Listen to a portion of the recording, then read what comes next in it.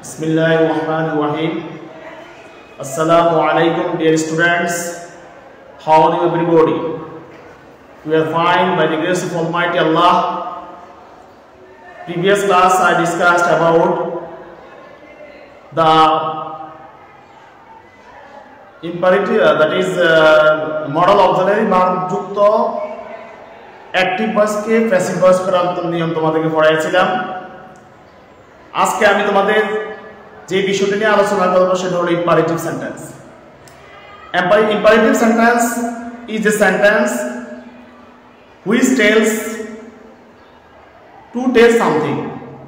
That is, which sentence is request, order, advice, forbidden, and propose is called imperative sentence. That is, যে sentence দ্বারা আদেশ, উপদেশ, নিষেধ, অনুরোধ এবং প্রস্তাব করা বোঝায় তাকে ইম্পারেটিভ সেন্টেন্স বলে। আগে আমরা প্রথমত এই ইম্পারেটিভ সেন্টেন্সকে আমরা অ্যাক্টিভ টু প্যাসিভ করা আজকে আমি তোমাদের আলোচনা করব শর্ট রুলের মাধ্যমে, যেটা তুমি অল্প সময়ের মধ্যে তিনটা রুলের মাধ্যমে তুমি ইম্পারেটিভ সেন্টেন্সকে কিভাবে অ্যাক্টিভ থেকে প্যাসিভ করে সেটা তুমি শিখতে পারবে। তবে তোমাকে তার পূর্বে ইম্পারেটিভ সেন্টেন্স কাকে বলে এই সেন্টেন্সের স্ট্রাকচারগুলো তোমাকে আগে ভালো করে জানতে হবে। আমি তোমাদের সংজ্ঞা বলে দিয়েছি, তোমরা স্ট্রাকচারগুলো ভালো করে দেখবে বাসায়, তাহলে তুমি সহজেই ইম্পারেটিভ সেন্টেন্সকে কিভাবে অ্যাক্টিভ থেকে প্যাসিভ করা যায় আমি আজকে তোমাদের সেই বিষয়টা নিয়ে আলোচনা করার চেষ্টা করব ইনশাআল্লাহ। তোমরা দেখো যে আমি তিনটে স্ট্রাকচার লিখেছি। প্রথমত let plus object plus be plus V3, এবং দ্বিতীয় সেন্টেন্সের দ্বিতীয় একটা structure let plus object plus be plus V3. তিন নম্বর সূত্র লেখছি স্ট্রাকচার লেখছি let plus object plus be plus V3 plus by plus vector plus object. আমি এই তিনটা রুলের মাধ্যমে তোমাদেরকে অ্যাক্টিভ টু প্যাসিভের ইম্পারেটিভ সেন্টেন্স শেষ হয়ে যাবে আজকে। তোমরা সবাই কাগজ এবং খাতা নিয়ে তোমার পড়ার টেবিলে বসে যাও, আর আমার এই সূত্রগুলো তুমি পজ করে ভালো করে স্ট্রাকচারগুলো আগে শিখে দিবে। Let plus object plus be plus V3, অর্থাৎ যে সেন্টেন্সের শুরুতে ভার্ব ওয়ান দিয়ে শুরু হয়, অর্থাৎ দ্যাট ইজ প্রেজেন্ট ফর্ম দিয়ে শুরু হয়। আমাদের আরেকটা কথা বলে রাখি যে ইম্পারেটিভ সেন্টেন্সের সাবজেক্ট উঁচু থাকে, অর্থাৎ সাবজেক্ট উল্লেখ থাকে না, মনে মনে ধরে নিতে হয় ইউ। তো যেহেতু যে সেন্টেন্সের মূল বাক্য শুরু হবে সেই সেন্টেন্সের জন্য আমরা লেট দিয়ে শুরু করব প্যাসিভ ভয়েস কন্ডিশন।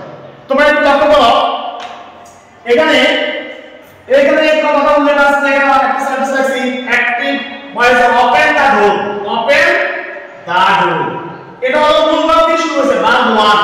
দেখো আমাদের প্রথম সূত্র অনুযায়ী ভার্ব ওয়ান দিয়ে শুরু হলে লেট প্লাস প্রথমে লেট হবে, প্রথমে কি হবে লেট হবে। তাহলে আমরা লেট লিখলাম, লেটের পরে অবজেক্ট, দ্যাট ইজ এই সেন্টেন্সের অবজেক্ট কি আছে দা ডোর, তাহলে আমরা দা ডোরটা লিখব। তারপরে আমরা লিখব বি, সূত্র থেকে এখানে কি আছে বি আছে। তারপরে আমরা লিখব বি3, দ্যাট ইজ এখানে যে ভার্ব ওয়ান আছে এই ভার্বটা বি3, দ্যাট ইজ মূল ভার্বের বি3 মানে হলো মূল ভার্বের পাস্ট পার্টিসিপল। এখন দেখো ওপেনের পাস্ট পার্টিসিপল কি ওপেন। এভাবে যে ধরনের সেন্টেন্সের মূল বাক্য শুরু হবে তাহলে আমরা প্রথম সূত্র দিয়ে আমরা এভাবে সেন্টেন্স রূপান্তর করব, অ্যাক্টিভ টু প্যাসিভ করব। আশা করি এটা তোমরা বুঝতে পারছো। এবার দুই নম্বর সূত্র, যে সেন্টেন্সে ডু নট বা নেভার দিয়ে শুরু হবে। যেমন ধরো এখানে আমি একটা উদাহরণ দিয়েছি ডু নট টেল এ লাই, তাহলে ডু নট দিয়ে শুরু হয়েছে, তাহলে প্রথমে কি হবে প্রথমে লেট নট হবে। সূত্র থেকে আমরা প্রথমে আসলে লেট নট, তারপর আমরা কি লিখবে অবজেক্ট আসবে, তাহলে অবজেক্ট এখানে ভার্বের বড় অবজেক্ট থাকবে, এই অবজেক্ট হলো এ নাই, তাহলে এ নাই হবে অবজেক্ট আনলাম।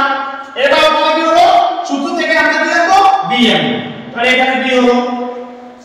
তিন নম্বরে চার নম্বর হলো বি3, দ্যাট ইজ এখানে ডু নট এর পরে যে ভার্ব থাকবে মূল ভার্ব থাকবে সেই ভার্বটা বি3 হবে। টেল এর পাস্ট পার্টিসিপল কি তোমরা মনে করো, আশা করি সবাই আমাকে পাস করো। টেল এর পাস্ট হলো টোল্ড, বি3 হলো টোল্ড, তাহলে আমাদের ডু নট নেভার থাকলে এই বাক্যের মধ্যে বসবে না, ডু নট বা ডোন্ট থাকলে উঠে যাবে। আর যদি তোমার নেভার দিয়ে কোন সেন্টেন্স শুরু হয় তাহলে লেখতে পারে এই নটের জায়গা নেভার বসবে, নটের জায়গা নেভার বসালেই তোমার বাক্য হয়ে যাবে। বাকি নিয়ম এই সূত্রের মাধ্যমে। অর্থাৎ লেট নটের মানে কি হয়, নেভার থাকলে এখানে নেভার বসাই দিতে হবে, নেভার। আর বাকি অবজেক্ট প্লাস বি তুমি দিয়ে বাক্য অ্যাক্টিভ ক্রিয়া প্যাসিভ অবস্থা এই সূত্র এইভাবে তুমি রূপান্তর করতে হবে। আশা করি তোমরা বুঝতে পারছো। এবার আমরা 3 নম্বর সূত্র জানব। যদি বাক্য সূত্র লেট দিয়ে শুরু হয়, লেট দিয়ে শুরু হয়, এক কথা লেট দিয়ে যে কোনো সলিউশন সেন্টেন্স শুরু হয়, শুধু লেট আসে না, লেটের পরে যদি যে কোনো ব্যক্তিবাচক অবজেক্ট গেট মি হিম, হ্যাঁ হিম হার, তারপর দেন থাকে বা ইট থাকে বা কোনো নাউন থাকে, বা কোনো নাউন থাকে, তাহলে আমাদের এই সূত্রটি আমরা শুরু করব। প্রথমে লেট হবে, যেমন আমরা একটা বাক্য লিখেছি let us go to picnic, মানে লেট আসে, লেট দিয়ে যদি শুরু হয় তাহলে প্যাসিভ ক্লাস করার সময় লেট দিয়ে শুরু হবে। যেমন এখানে কি আছে লেট, তাহলে আমাদের এখানে লেট দিয়ে শুরু হবে। তারপরে কি হবে, এবার আমরা আবার অবজেক্ট কি আছে পিকনিক, তাহলে এখানে পিকনিক হবে, সরি পিকনিক হবে। তারপরে কি হবে, সূত্র থেকে বি, তো সূত্র থেকে বি আনলাম। 3 নম্বরে 4 নম্বরে বি3, তো বি3 এখানে ভার্ব কি আছে গো, তাহলে গো এর পাস্ট পার্টিসিপল কি গো, ওয়েন্ট, গন, বি3 হবে গন হবে। তারপরে হবে কি গন, তারপরে সূত্র থেকে বাই হবে। কেন বাই হবে, কারণ এখানে লেট দিয়ে শুরু হওয়ার পরে ব্যক্তিবাচক অবজেক্ট এখানে কি আছে, লেটের পরে যেটা থাকবে, লেটের পরে যদি মি থাকে, হিম থাকে, হাম থাকে, দেম থাকে, ইট থাকে, নাউন থাকে, যা থাকে হুবহু ওখানে যাই বসবে, কোনো পরিবর্তন হবে না। তাহলে এখানে আস আছে, এখানে আস। এভাবে যদি এখানে মি থাকতো তাহলে এখানে মি বসবে, যদি এখানে হিম থাকে তাহলে এখানে হিম বসবে।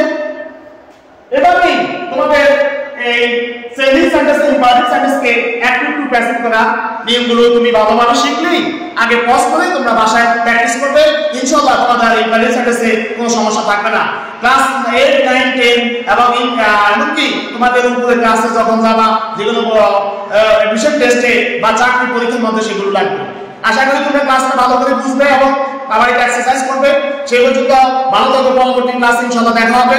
আল্লাহ হাফেজ, আসসালামু আলাইকুম ওয়া রাহমাতুল্লাহি ওয়া বারাকাতুহু।